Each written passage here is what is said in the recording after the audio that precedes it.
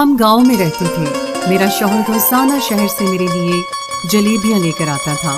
میں جلیبیاں کھا کر سو جایا کرتی تھی۔ جب صبح اٹھتی تو میرے کپڑے گیلے ہوتے جیسے کسی نے پانی پھینکا ہو۔ ایک روز شوہر جلیبیاں لایا، میں نے چپکے سے پھینک دی۔ پھر اس رات جب میں سونے کا بہانہ کر رہی تھی تو اچانک شادی ہوئی تو شادی کی رات میں نے اپنے شوہر سے ایک عجیب سی فرمائش کر دی۔ میں نے اسے کہا کہ مجھے ایک چیز کا بہت زیادہ شوق ہے اور میں اس کے بغیر بالکل بھی نہیں رہ سکتی۔ میرے شوہر نے کہا کہ تم بولو، پھر دیکھتا ہوں کہ میں تمہارے لیے کیا کر سکتا ہوں۔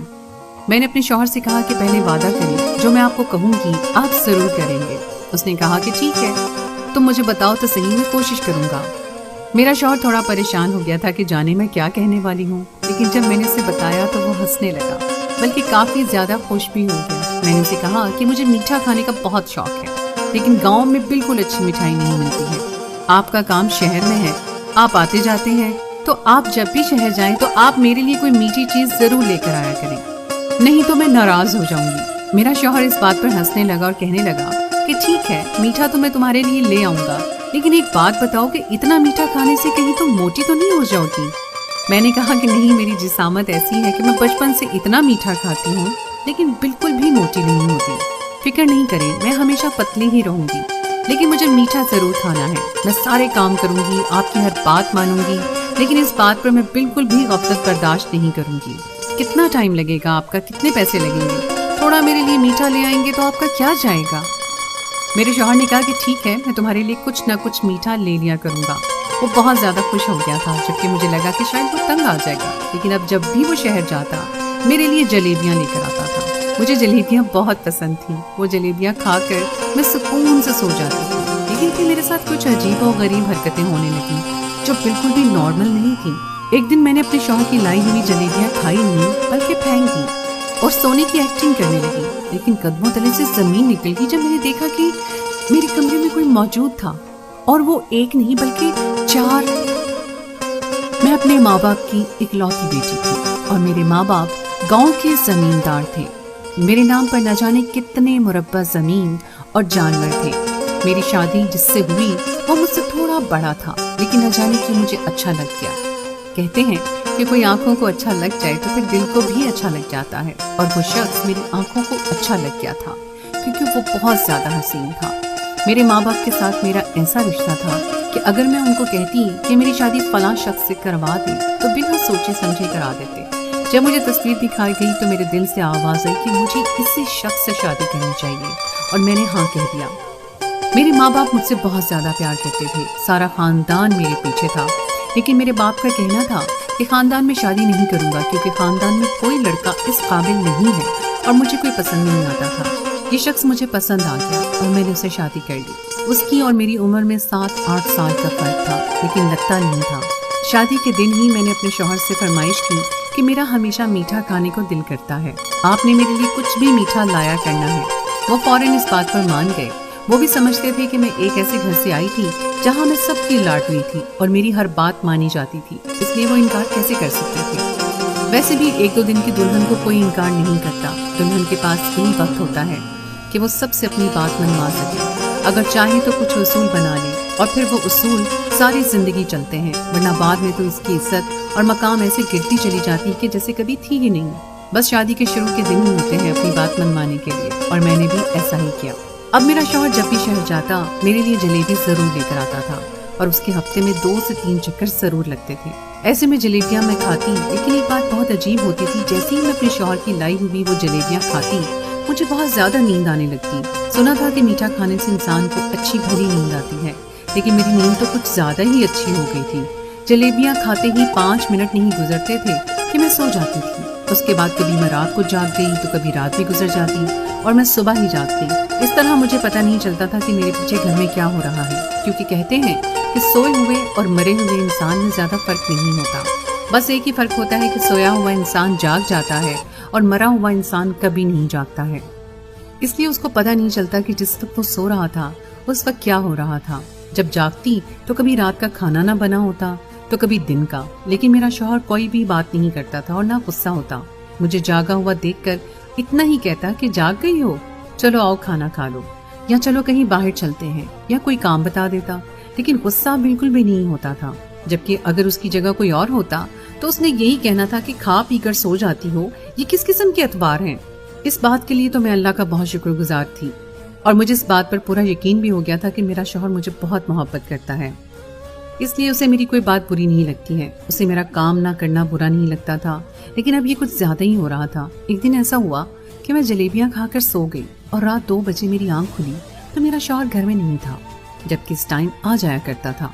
उसका फोन भी बंद था। मैंने देखा तो मुझे बैठक की लाइट ऑन नजर आई। रात के 2 बजे बैठक की लाइट ऑन होना तो चलो गलती से भी तो हो सकता है, लेकिन फिर जब मैं करीब गई तो मुझे वहां से कुछ आवाजें आई। एक आवाज तो मेरे शौहर की थी, दूसरी आवाज को मैं पहचान न सकी, पर इतना जरूर समझ गई थी कि किसी लड़की की आवाज है। लेकिन उस टाइम बैठक में कोई लड़की क्या कर सकती थी, वो भी मेरे शौहर के साथ। मेरा माथा खटक गया, मैं गुस्सा हो गई और मुझे जितनी भी गनूदगी थी वो सारी की सारी अचानक ही उतर गई। मैंने दस्तक दी तो वहां पर खामोशी छा गई और 10-15 मिनट के बाद मेरा शौहर बाहर आया।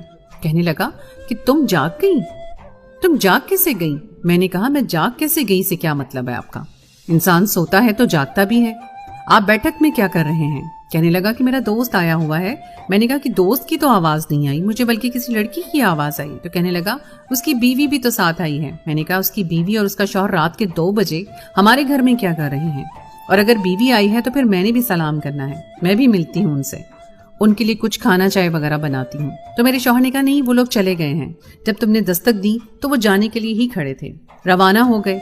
बैठक का एक दरवाजा बाहर भी खुलता था, इसलिए शायद मेरे शौहर ने उनको वहां से निकाल दिया था। लेकिन अजीब सी बात थी कि रात के 2 बजे कौन किसी के घर अपनी बीवी को लेकर यूं आता है। मुझे अपने शौहर पर शक हो गया, लेकिन फिर सोचा कि नहीं, ऐसा नहीं हो सकता। मेरा शौहर मुझसे इतनी मोहब्बत करता है, मेरी हर बात मानता है, जो मेरे फराइज हैं यानी घर के काम करना वो भी मुझसे नहीं मांगता। उसने मुझे घर में नौकरानी भी रख दी थी, मैंने सिर्फ खाना बनाना होता था, वो भी कभी कभी मेरा शौहर खुद ही बनाता था या बाहर से ले आता था। मेरी जिंदगी तो बहुत अच्छी गुजर रही थी। मुझे इतना अच्छा शौहर मिला था कि मुझे उस पर शक करने की क्या जरूरत थी। लेकिन मुझे मेरे शौहर ने कहा कि मुझे कुछ पैसों की जरूरत है। मैंने कहा कितने पैसे? तो उसने बहुत बड़ी रकम बता दी। मैंने कहा कि पैसे तो बहुत ज्यादा हैं। वो कहने लगा कि तुम्हारे लिए क्या मुश्किल है, अपने बाबा से कहो। मैंने कहा कि जब बाबा को पता चलेगा कि आप पैसे मांग रहे हैं तो वो कुछ भी करके दे देंगे। मेरे शौहर ने कहा कि नहीं, बाबा को ये नहीं बताना कि पैसे मैं मांग रहा हूँ, तुमने अपना नाम लगाना है।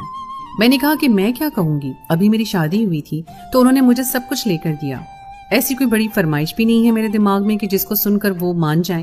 मेरे शौहर ने कहा कि अब ये तो तुम्हारी अक्ल है ना कि तुम किस तरह बात करती हो, बस मेरा नाम नहीं आना चाहिए, नहीं तो वो समझेंगे कि हमारा दामाद हमारे पैसे पर नजर रखता है, लालची है, खुद कुछ नहीं कर सकता, पैसे हमसे मांग रहा है, तो फिर हमारी बेटी को क्या खिलाता होगा। मैंने कहा कि नहीं, आपकी इज्जत मेरी इज्जत है, इस तरह कोई बात नहीं करूंगी। आपको पैसे चाहिए ना, मैं आज ही बाबा को कॉल करती हूँ। मैंने अपने बाबा को कॉल की और कहा कि मुझे पैसों की जरूरत है। उन्होंने कहा बेटा तुम्हें पैसों की क्या जरूरत है।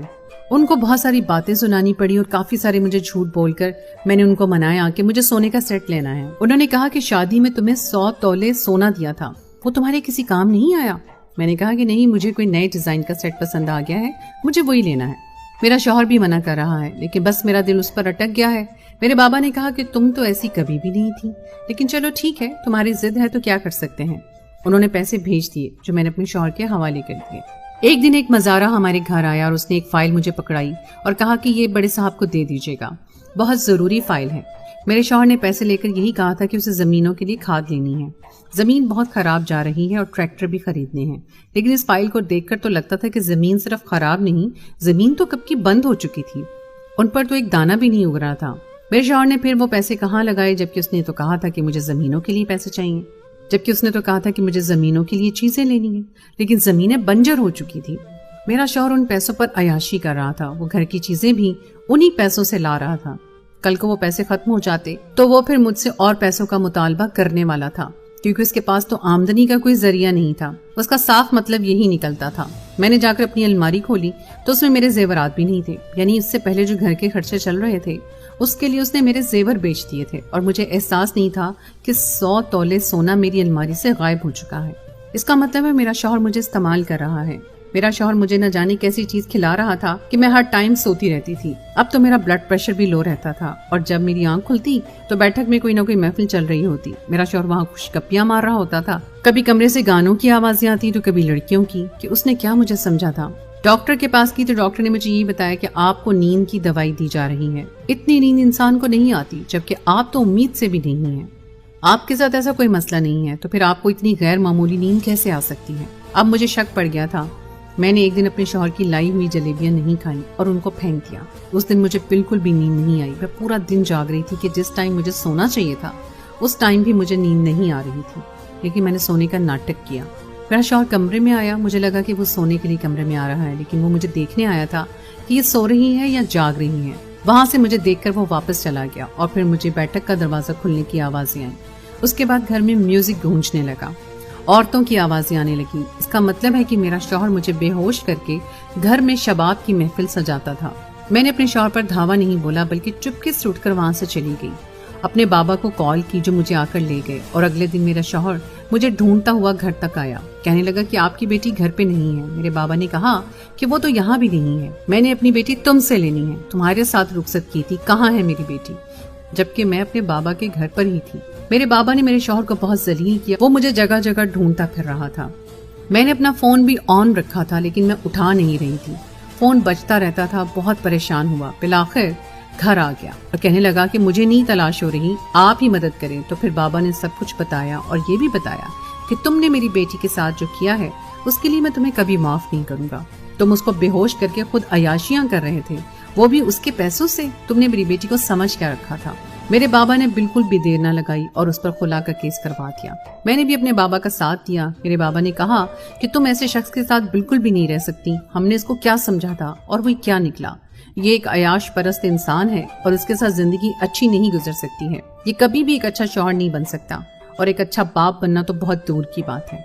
उसने तुमसे शादी सिर्फ तुम्हारी दौलत के लिए की थी। हमसे गलती हो गई, हम उसे पहचान न सके। हमने अपनी हीरे जैसी बेटी उसको दे दी, पर अब हम अपनी गलती सुधारेंगे।